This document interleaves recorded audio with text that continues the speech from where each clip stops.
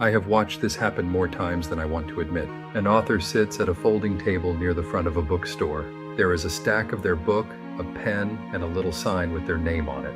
And for 2 hours, almost nobody stops. They sell 4 copies, maybe 6. And they drive home wondering whether the whole book was a mistake. I want to talk about the door that was open the entire time, and why most authors walk right past it because it looks too small. Here is the arithmetic that breaks an author's heart. A signing sells books one at a time, one person, one conversation, one copy. But an hour-long conversation on somebody's show, heard by people who already care about your exact subject, is not one at a time. That is a room, and the room stays open because the episode does not disappear. Somebody finds it 2 years from now and works backward through the whole archive. That is the difference between this and old-fashioned radio. Radio was short, it was hard to get, and when it was over, it was gone. People were driving, they were not sitting down. These conversations run long enough to actually say something, 15 minutes, sometimes a full hour, and they leave something behind that keeps working. Now here is where most authors make their mistake, and it is a spiritual mistake before it is a strategic one. They aim at the biggest shows, the names everybody knows, and those shows are not looking for you because they never have to look. The rooms that are actually searching for guests are the small ones and the middle ones.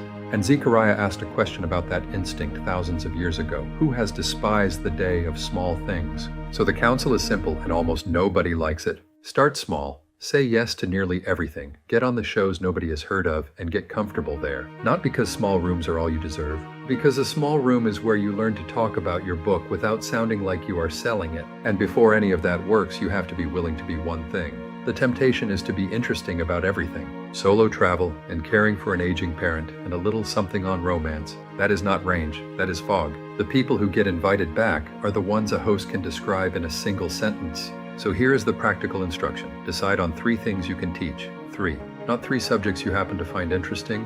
3 things that would leave a listener's life measurably better than it was an hour ago. Write them down as promises made to a stranger. Then go find out who is already talking to that stranger and offer to serve their people. And here is my favorite thing in this whole subject. I know of a marketer who pitched the same 3 topics for years. 2 of them were the ones she was already known for. The third was almost an afterthought, how to actually finish writing your book. The third one was the one everybody booked, because it turned out that the hosts themselves wanted to write books. She had not planned for that. She could not have. Solomon wrote something that fits this exactly. Sow your seed in the morning, and in the evening do not withhold your hand, because you do not know which one will prosper. You do not get to know in advance which door opens. You only get to keep knocking on more than one. Now I want to name the thing underneath all of this, because the world has stumbled onto something true, and has the reason for it slightly wrong. Every honest person in this field will tell you the same thing. The interview that sells books is the one where you were not selling. You served the audience and the sales followed. And that is accurate. But if you serve in order to sell, people can hear it. They always can. The Son of Man did not come to be served, but to serve. That is not a technique that happens to work. That is the shape of the thing. The sales are a byproduct. And the moment you make the byproduct the point, you lose both. So how do you serve well in a room like that? You prepare. Write out the questions you think you will be asked and then answer them out loud in your own kitchen before anybody is listening. Not so you sound scripted, so you are free enough to actually listen when the conversation goes somewhere you did not plan. And if you are afraid of the microphone, there is an old performer's trick worth knowing. Fear and excitement feel almost identical in the body, the same tight chest, the same fast pulse. So you get to name it. You can walk in saying, I am terrified. Or you can walk in saying, I am glad to be here. It is largely the same sensation wearing a different word. Send the host a physical copy, not a file, a book, in the mail. Because the single best thing that can happen in one of these conversations is a host holding your book with the corners turned down, saying, I read this. You cannot buy that moment, and you cannot fake it. You can only mail the book early enough for it to happen. And give the listener one generous thing that is not a purchase. A short guide, a checklist, something free that helps them whether or not they ever buy anything from you. That is the difference between ending with buy my book and ending with here, take this. There is one more thing, and for some of you it is the only thing standing between you and every door I have described. You think somebody else knows more, and somebody probably does. There is always somebody who knows more. But Moses stood in front of God with the assignment already in his hands and said, I am not eloquent. I am slow of speech.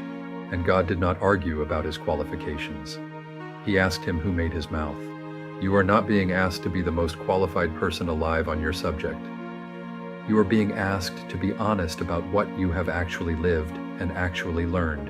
Whatever you carry, the illness, the loss, the years of quiet research, the thing you came through, you know more about it than nearly everyone who will ever hear you. That is not arrogance, that is simply true. So stop waiting for the big room, take the small one, serve the people inside it, then do it again next month.